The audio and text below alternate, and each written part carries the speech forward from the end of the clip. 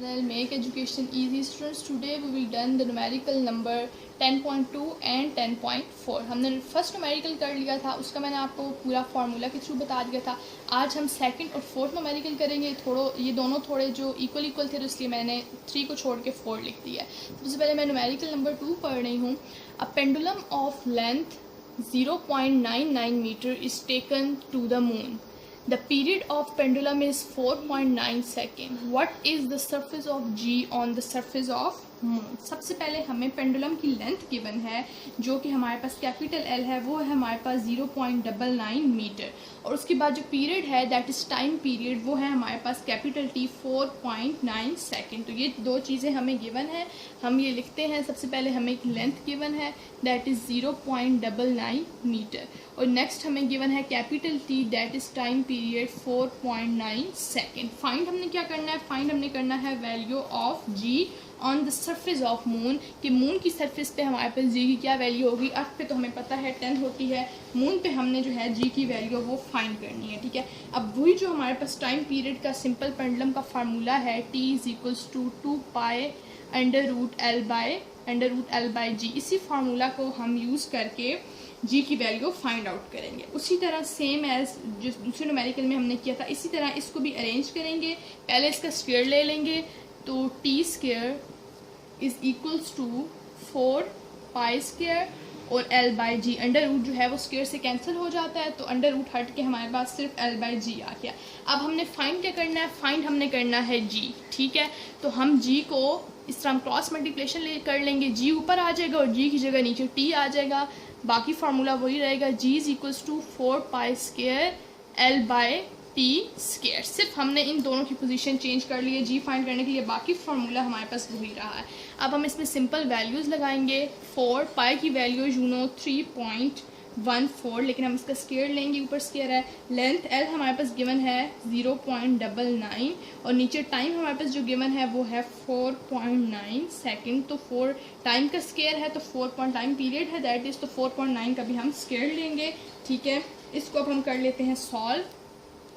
3.14 है, तो ये हमारे पास 4 मल्टीप्लाई 3.14 का स्क्वायर लेंगे तो 9.86 आएगा.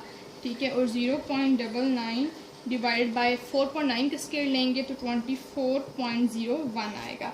अब हम सिंपल दोबारा कैलकुलेटर से इनको मल्टीप्लाई डिवाइड कर लेंगे, तो हमारे पास जी की वैल्यू आएगी एग्जैक्ट 1.65 मीटर पर सेकेंड स्क्वायर. तो ये हमारे पास जी की वैल्यू आ गई है मून पर. बिल्कुल ये सिंपल सा है, एक ही फार्मूला है, उसी फार्मूला को हम रीअरेंज करेंगे. यही हमारे पास टाइम पीरियड का फार्मूला. अगर लेंथ फाइंड करनी है तो उसे रीअरेंज करेंगे. जी फाइंड करना है जिस तरह मैंने रीअरेंज किया पिछली वीडियो में जो मैंने न्यूमेरिकल कराया था, उसमें हमने लेंथ फाइंड करनी थी, तो लेंथ को हमने रीअरेंज कर लिया था. तो इसी तरह इन न्यूमेरिकल्स में जो है हमने पहले जो इसके 5-4 न्यूमेरिकल्स में यही वाला फार्मूला यूज़ होगा.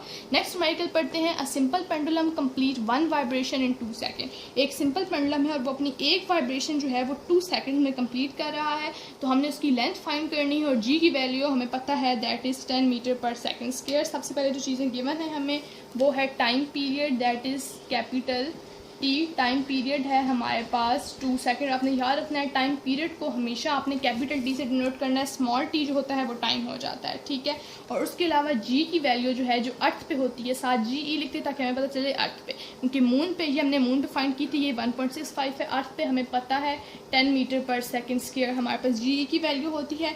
वही हमने टाइम पीरियड वाला फार्मूला देख लिखते हैं. T is equals to 2 pi under root L by G. Simple उसी तरह से हमने इसका स्क्वायर ले लेना है, तो T square equals to 4 pi square और एल बाई जी हो जाएगा. स्क्वायर से अंडर रूट कैंसिल हो जाएगा. अब हमने क्या फाइंड करना था? हमने फाइंड करना था एल. ठीक है, उस पर हमने फाइंड करना था जी, तो हम जी को लेफ्ट साइड पे ले आए थे. अब हमने एल फाइंड करना है, तो हम एल को लेफ्ट साइड पे ले आएंगे. तो एल इज इक्वल्स टू, ठीक है, जी ई, पहले से जी लिखते हैं टी स्क्वायर. ठीक है, और नीचे हमारे पास ये आ जाएंगे, क्रॉस मल्टीप्लिकेशन हमारी हुई है ना. ठीक है, तो हमारे पास ये 4 पाई स्क्वायर अब नीचे आ जाएगा. अब ये लेंथ, क्योंकि हमने लेंथ जो है वो फाइंड करनी है अर्थ पर, तो हम एल ई लिखेंगे और जी के साथ भी हम ई लगा देंगे ताकि हमें पता चले हम की अर्थ की बात कर रहे हैं. तो L E is equals to G E हमारे पास 10 है. टाइम पीरियड हमें 2 गिवन है, 2 का स्क्वायर ले लेंगे. 4 मल्टीप्लाई पाई की वैल्यू है 3.14, इसका भी स्क्वायर ले लेंगे. ठीक है, तो ऊपर क्या आ जाएगा 10 4 ज़ार 40, ठीक है। और अब इसको आप कैलकुलेटर से सॉल्व करने के बाद जो हमारे पास आंसर आएगा वो एग्जैक्ट हमारे पास आंसर आएगा 1.02 मीटर। मीन LE जो लेंथ है हमारे पास अर्थ पे वो है हमारे पास 1.02 मीटर। तो आप देख सकते हैं कि हमने 3 न्यूमेरिकल्स कर लिए हैं चैप्टर 1 के, और तीनों न्यूमेरिकल में हमने सेम ही फार्मूला यूज़ किया है और उसका स्क्वायर लिया है। बाद में फिर जो चीज़ हमने फाइंड करनी थी उससे हम लेफ़्ट साइड पे ले आए हैं और बाकी जो चीज़ें हमें गिवन है वो हम राइट साइड पे ले आए। तो इस तरीके से हमने एक और अब न्यूमेरिकल इसी फार्मूला के थ्रू होगा, बाकी आगे हमारे पास फ्रीक्वेंसी और टाइम पीरियड के रिलेशन वाले फार्मूलाज यूज़ होंगे और अगले न्यूमेरिकल वैसे होंगे। तो आई होप सो आज की वीडियो आपको अच्छी लगी होगी, आपको न्यूमेरिकल्स की समझ आ गई होगी। नेक्स्ट वीडियो में आपसे मिलूंगी, तब तक के लिए अल्लाह हाफ़िज़।